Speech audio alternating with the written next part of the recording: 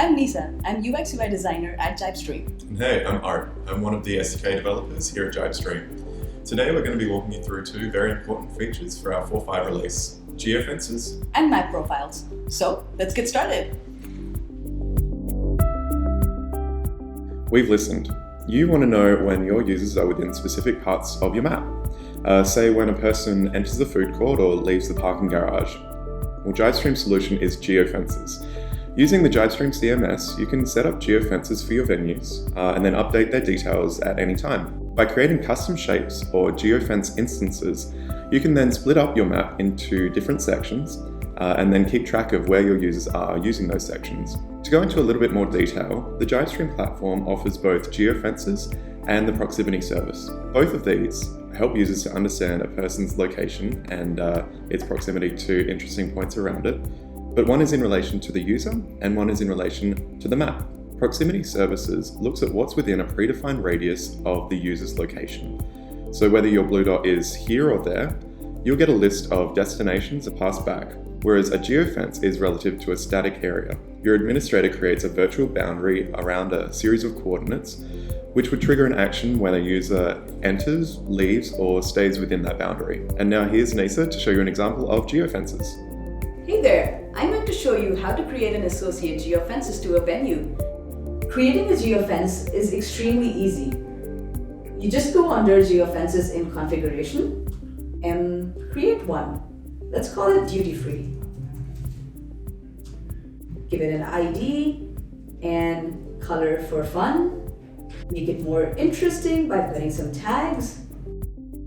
And there we go. I have a geofence. To plot this geofence, I'll go into Geofence Manager, zoom in for better visibility, of course. And here I can see my geofences being displayed. So I'll go here and I'll create an instance for duty free. Let's call it DF. Your instance can be on single floor or it could be multi-floor. So we'll plot this instance on level 1 and level 2. Now it's just click and plot, and as simple as that. It could be any shape, any polygon. And there we have it. We have our geofence, we have our coordinates being displayed, and all you need to do now is hit save. We understand that in a sensitive environment, you wouldn't want all of your users to see and access everything your map displays. For example, at a hospital, only the staff is allowed to access staff-only areas and to access certain routes. Now, how do you control that on your map? How do you control the visibility and accessibility? Well, the answer to that is using Jibestream's new Map Profiles. This industry-first feature allows you to create customized map profiles where you can hide or show map layers and associated data to determine what your users will see on their application. The best part is that all the profiles reference to a single set of maps. That means all you need to do is create and manage a single map. Now let's get on with the demo. Okay, so now I'm going to show you a brief introduction to Jibestream's Map Profiles. So if we hop into the venue manager here, and then into the specific venue that we want to update, you'll see that we've got a specific section here that's already mapped out, ready to go with waypoints. If we go over to the right here, you can see that we've got two map profiles set up, private and public. So in the context of an airport, this might mean the difference between your staff members at the airport and the visitors to the airport. If we click on the visibility icon just to the left here, you'll see that all of the waypoints are selected and are visible in both profiles.